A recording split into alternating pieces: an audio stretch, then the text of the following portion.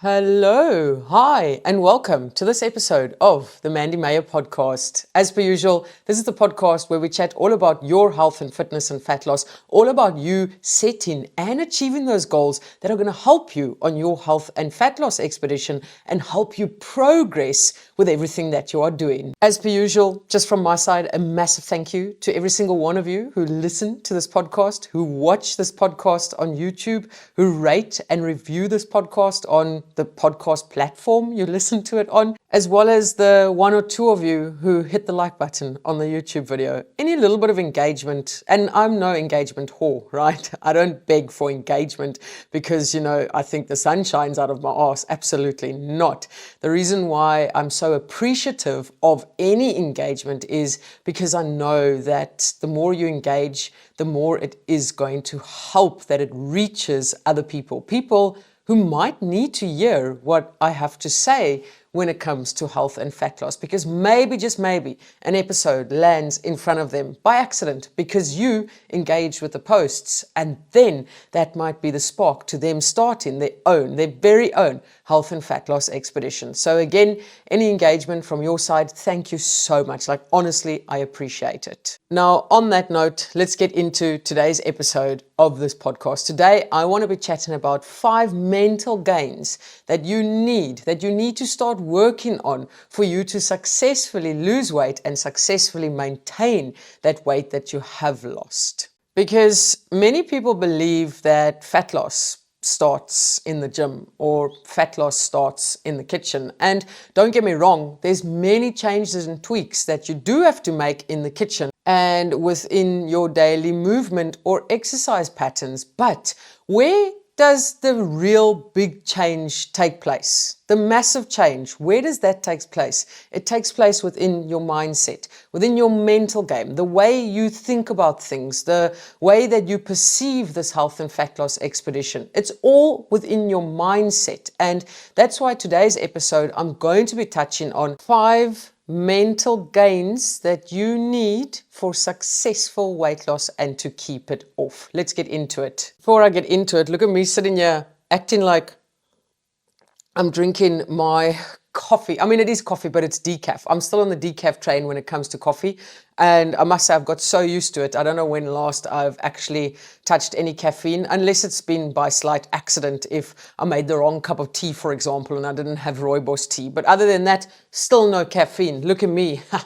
I'm joking. I mean, if you drink caffeine, good for you. My body doesn't like caffeine anymore. The older I get, my body's like, no, Mandy, get that cuck away from us. All right, the number 1 mental gain. Okay, these are in no specific order, but let's start with number 1.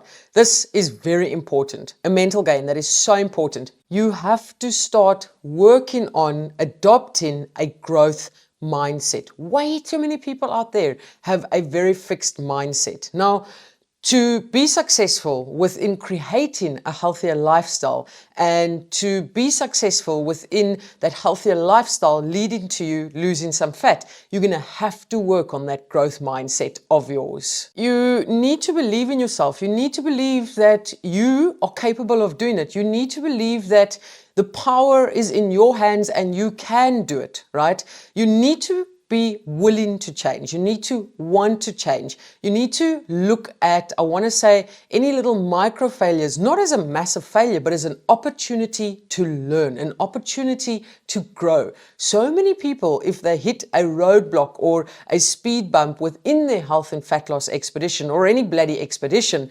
immediately people might give up because of that fixed mindset, and they might tell themselves, oh, well, I've been down this path before and it's never worked, so why would it work this time again? No, my friend. That is where you're going to need to have that growth mindset and say, you can do it, regardless of the stumbles, the fumbles, the speed blocks, the hurdles, whatever it is. If any of those happen and you stumble across any of those, right, you need to believe in yourself. You need to keep pushing, and you don't quit. You just don't fucking quit. It is as simple as that. I mean, so many times I hear people saying, oh, but I just can't do it. Or, oh, I have that all or nothing mindset, so I just can't do it. Or, oh, I always give up at 2 weeks. That's you having a fixed mindset.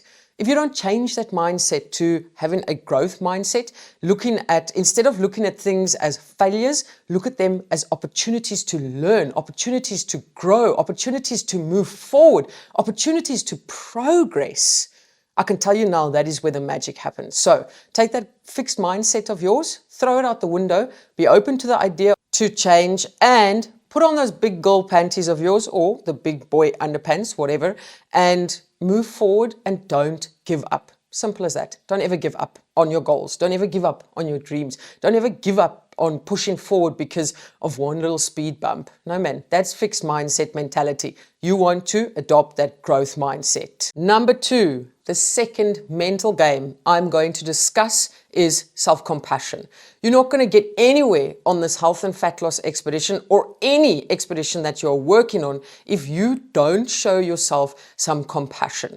Because oftentimes you can be the hardest person on yourself. You can be your biggest self-critic at the end of the day, and you can tune yourself the worst things possible, and you can be so rude to yourself, and at the end of the day, what you're doing, you're just running yourself down. You're breaking down that mindset of I can do it to, you're now replacing that I can do it mindset with I can't do it because I'm worthless and I'm a piece of poo. You guys are like, oh, that's harsh. No, but I know a lot of people say that to themselves, right? You really need to practice being kinder to yourself, giving yourself credit where credit is due. Now, don't always say, oh, I'm so, no, obviously you need to call yourself out on your bullshit as well, but don't dwell in it. Like literally don't dwell in it. Be kinder to yourself. If something doesn't go according to plan, instead of beating yourself up about it, ask yourself, why did it not go according to plan? Okay, it didn't go according to plan because of X, Y, and Z. You see what I'm doing here? You're asking yourself why it didn't go according to plan so that you can learn from that and that you can move forward. But what most people tend to do is, if it doesn't go according to plan, you're like, oh, I hate myself because I didn't do X, Y, and Z. And then all of a sudden you're not even learning from it. And that goes back to me saying you have to have that growth mindset. You have to be willing to learn from it. Okay. And all of that means that you have to be kinder to yourself. And actually in that moment where you do something that is not according to plan, you have to be open to the idea to sit down, learn from it, be okay to yourself, not be an arsehole to yourself, gather that information, use that information, and move forward with a plan of action that is going to help you push through those stumbles. Mental gain number 3, okay, it comes down to, I want to say, a bit of motivation. So many people rely on external motivation, so your extrinsic motivation. So something like you'll enter an 8-week weight loss challenge to see who can lose the most weight on that scale, and the winner will win a trip to Zanzibar and 50,000 fucking rand in prizes. And then after the 8-week challenge, after you've won, you've gone on your holiday to Zanzibar, you just literally gain all the weight back again because it was very much an external extrinsic motivation that led you to entering the challenge. And then because of all that external motivation and because there were so many prizes, you absolutely stopped living your life for 8 weeks and you fully restricted absolutely everything. By the time you won that holiday to Zanzibar and you went on that holiday to Zanzibar, what happened then? Everything just went out the window because you were so deprived of absolutely everything you enjoyed having, and you were so exhausted from going to the gym several times a day because you had to win this 8-week challenge that by the time you got to Zanzibar, you couldn't give a flying fuck about anything anymore because you were just so tired and deprived, right? And that's where it spirals out of control. So we need to rely less, you need to rely less on external motivation, and you need to start relying more on intrinsic motivation. So why are you doing this? I don't want to hear you doing it for, you want to win prize money or whatever it is. Why do you want to get healthy and lose weight in the process? Why? Why do you want to do it? You, emphasis on you. Are you doing it for you?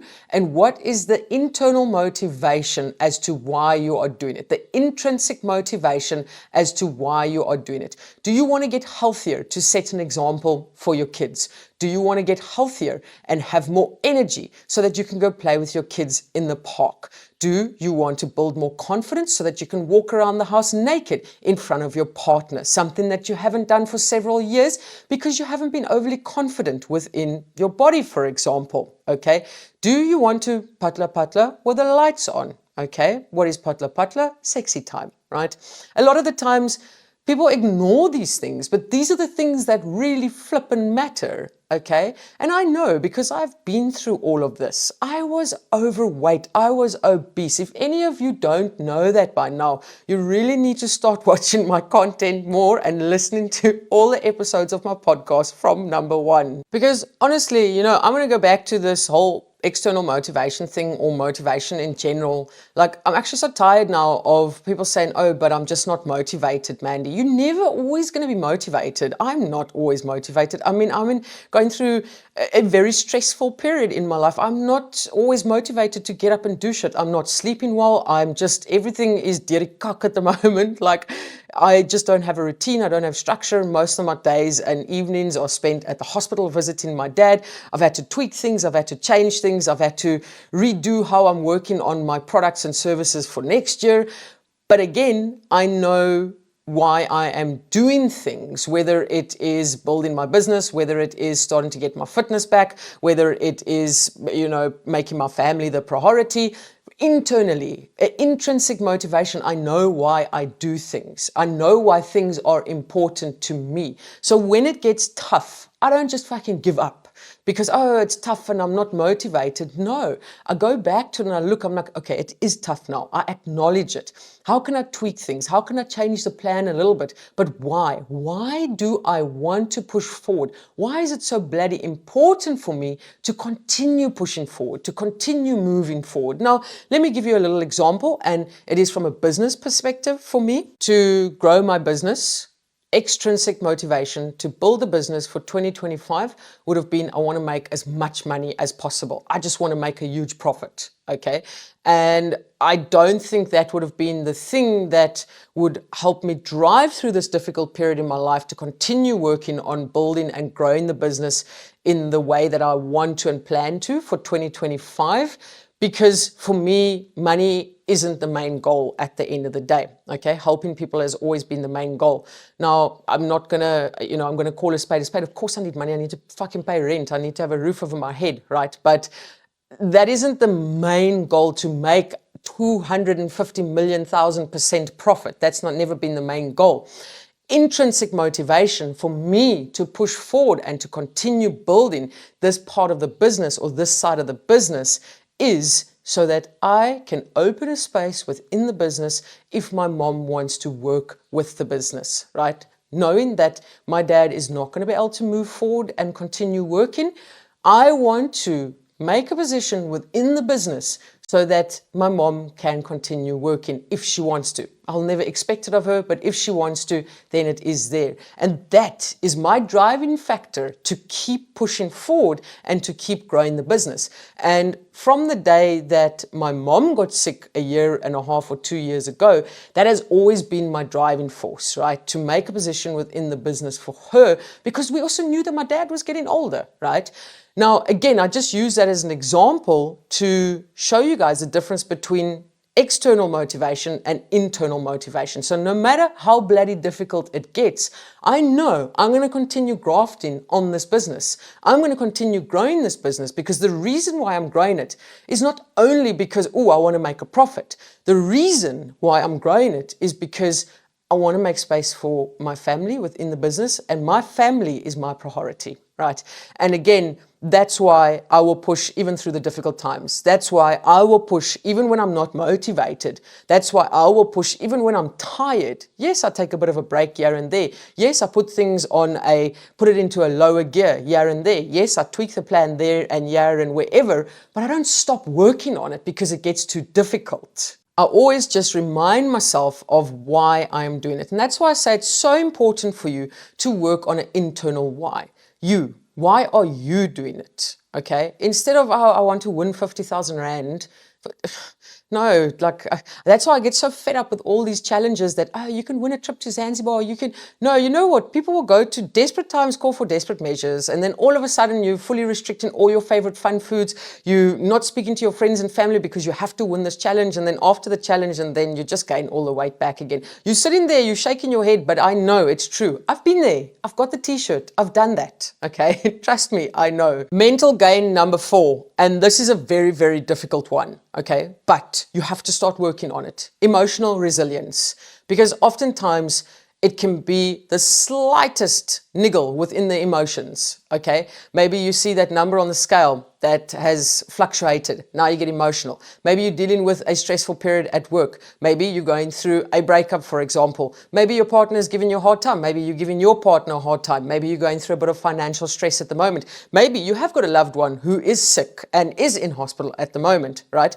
All of these things are very emotional. There's a lot of stress to life. And if we're going to fold every single time that our emotions are a little bit higher or our stress is a little bit higher, you're never going to be able to create that consistency. Okay, so you need to work on building that emotional resilience. And if you're going through an emotional period or stressful period, you need to be able to learn to tweak your plan. Okay, instead of fully stopping absolutely everything, right? Because now you're going through a little bit of a speed bump or a wobble. Instead of fully stopping everything, ask yourself, how can you continue creating that consistency, maybe just in a manner that isn't you in push mode the whole time? And this might be a little bit harsh right now, and I'm going to say it, okay? But we also can't always use our emotions as an excuse as to why we are not doing things, okay? Now, what I mean by that is you can't throw it away every single time you get emotional about something. You can't throw it away every single time there's a little bit of stress, okay? Now, I know that sounds harsh, but you really need to learn how to navigate emotional periods and stressful periods that you don't completely stop working on your health and fat loss expedition. Because like I said, if that's going to be the case, you're never going to be able to create consistency. Okay, so again, in your mind, that's why I say it's a mental game. You need to tell yourself that you absolutely can push through an emotional period. You can absolutely push through a stressful period. And then you need to figure out how the fuck you're going to do it. Like, I'll use myself as an example again. I know that my time is limited during the day with all the visits and stuff that I'm doing. So if I know that I got to beat traffic to get to the hospital earlier, then I'll take my laptop with me. I'll sit and work a little bit on the laptop before I go in for the visit. And here's where I've built that, I want to say that emotional resilience as such is I'm full on in work mode when I'm working, sitting in the coffee shop of the hospital. I don't know if I just said hotel earlier on. I don't know why of late I keep saying hotel instead of hospital. Anyway, I'm not going to go back to listen to it now. If I said hotel earlier, I actually meant hospital. So I will go to the hospital full on work mode, sitting there doing it. The moment it comes visiting hours, I close that laptop.